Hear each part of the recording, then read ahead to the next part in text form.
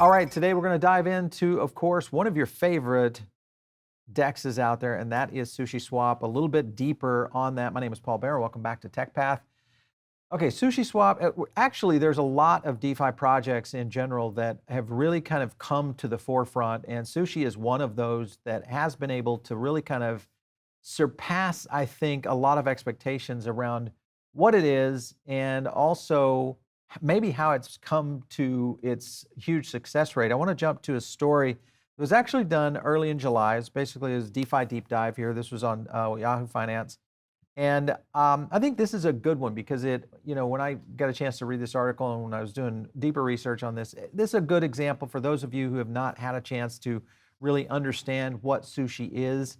But it essentially emerged very controversially as a fork of Uniswap. About half a year later, the project stands as one of the top 10 DeFi protocols. So it's basically grown like wildfire. And a lot of people say now it essentially is outperforming in terms of awareness and also performance-wise than Uniswap itself. So it's a platform that incorporates different DeFi tools that originally launched as a decentralized exchange. That's the DEX, using classic order book, uses thanks to automated market maker, which is the AMM, and we'll talk about that because there's big news on their AMM. It has basically the Sushi token, which is where you can go buy it. Sushi owners can deposit their tokens in staking. They can receive rewards for it. They can get profits obtained by commissions charged over each transaction. That's why I think it has continued to really grow in terms of popularity. It also uses several decentralized oracles to report pricing, which is including SushiSwap, TWAP, Compound's Open Price Power Oracle, and Chainlink created oracles. We've talked about oracles here on the show before and how those work. Decentralized oracles versus centralized oracles, big deal. Definitely decentralized. That's the key word here. If you are researching Sushi and or other projects, look at those decentralized oracles as the big thing. It emerged as the 2020 DeFi summer hype. This was last year because we saw a little bit of transaction. This was before Bitcoin really kind of took its move. But it was a fork of Uniswap, and the project was started by a person operating under the pseudonym Chef Nomi. You know him or her. They were soon joined by another collaborator, also anonymous, calling themselves Oxmake. This is a guy I love, or person I love, or individual. I'm not sure. We'll find out. But the plan was that they tried to do was a vampire attack or vamping mining.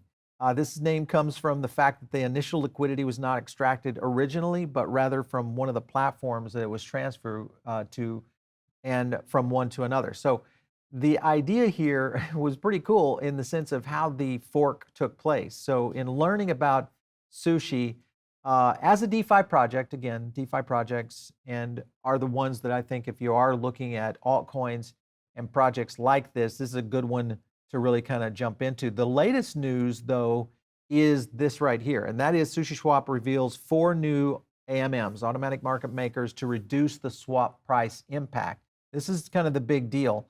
So they disclosed this. It's built a new crypto trading products for its DEX, coined as the next generation AMM. Users of the exchange will be able to build their own liquidity pools, kind of like farming in a way. And DeFi platform definitely aims to allow users to choose to pool that suits their risk appetite. So again, back to almost like yield farming. SushiSwap is unveiling the AMMs designed to be a gas efficient. So this is where it kind of counteracts the whole issue with ETH. So during this the presentation, this was in Paris, the CTO of DeFi firm Joseph DeLong revealed that the DEX had launched new development called Next Generation AMM. He also said the revamp of the DEX platform was built in response to the critics who claim that Sushi is only a fork. So this gets back to the whole rub between Sushi and Uniswap of it just being a fork, and there's a little bit of bad blood there, and I think now we're getting into kind of backroom discussions. But the point is that I think they wanted their own move, and nothing really gets people moving other than trying to outperform or outdo in terms of a competition. So I think that's kind of the cool thing.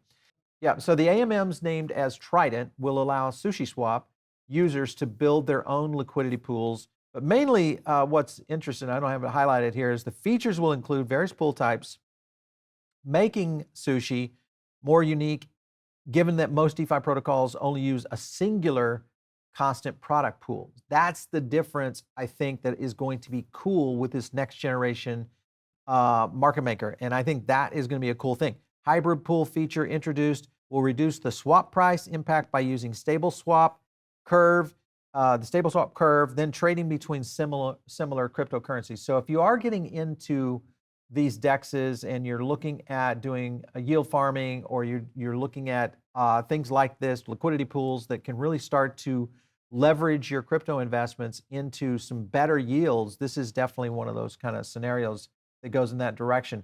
And I want to jump over to Trade the Chain real quick, just to take a look at where the market is on Sushi today at 713 and market cap at 907 million. So you can kind of see this thing has definitely been growing. Nice movement here too on trading volume, even though it's down from its average, which under the circumstances, that's kind of the scenario. We're on the 7-day right here, a little flat overall. That's the question, is if you are investing in the token side of Sushi, this one is one of those that I just feel like is going to take a little bit of time to kind of move and maybe get back into its all-time high. So let's take a look at the trading view chart and kind of see where the price prediction could kind of flow. So you can kind of see this year pricing high was 22 bucks. We scored this, and this is back in May, mid-May. Sentiment had held at 60.29. Amplification was very solid at 51.23, and that was running all the way down to its kind of this fall off that all altcoins dealt with by May 23rd. A little bit of stability there, and then we measured another downward trend right here on June 3rd. Sentiment dropped a little bit to 58.38, and amplification also dropped on Sushi. And that's where we started seeing this sideways chop before this nice little bump right here, which was really July 6th. And that's kind of brings us to where we are right now. Current sentiment, though, is a short run. We've got this July 7th through July 16th. Sentiment dropped to 48.61. Here's the problem right now with Sushi, is that the amplification has moved downward considerably from where it was performing in the past at 45.01. Now, this new market maker move could be the thing that helps pull Sushi off the bottom, in the sense of, is it at its lowest point? If you are looking at acquiring some of this token, is this the time to maybe do it and take a little Sushi on the table and get active with it? We look at it kind of in a price zone right now of looking to maybe around a 2x, which right now it's hovering current as of filming around $6.80 to $7 currently. I think that was what this, jump back to Trade the Chain. Yeah, 713. So that's easy enough to understand. We think this is going to 2x. This is where I think Sushi is at its bottom right now. With this new movement that they have with the AMM, I think this potentially starts to really position them even more powerful in terms of an option compared to Uniswap. So there you go. Application always wins out if your team and your developers are really focused and you've got a mission in front of you, like the Sushi team has done. And I think the fact that they've got these kind of these hybrid pools are really going to set them apart from kind of this whole element of what we're seeing in some of these other dexes that are out there. So that in itself, I think, is a big potential. All right, so as you know, we do these market movers from time to time. This is not investment advice. Always try to, do your own research, kind of like what we've done. Track through the methods and kind of understand the madness behind what some of these projects look like, especially in the altcoin space. But again, not investment advice. Do your own research, and always trust yourself in the sense of understanding that you want to go a little deeper on some of these projects in terms of analytics. And maybe you're using tools like Trade the Chain, or maybe, I don't know if you guys have used Into the Block, or maybe you're using something like some of the quant tools that are out there, maybe Glassnode. There's a lot out there. We should probably do an episode on all the various tools that we use, that I use, along with our own baseline of our own research and analytics that goes into things like Speech IQ, and where we really go into a lot more platforms than just Twitter. So that's something that you should be doing. If you're listening in over on the podcast right now, give us some stars over there. If you're here on YouTube, subscribe to the show. This is the #1 thing you can do to help the channel. Subscribe, share this video out. Maybe this is something that can help you.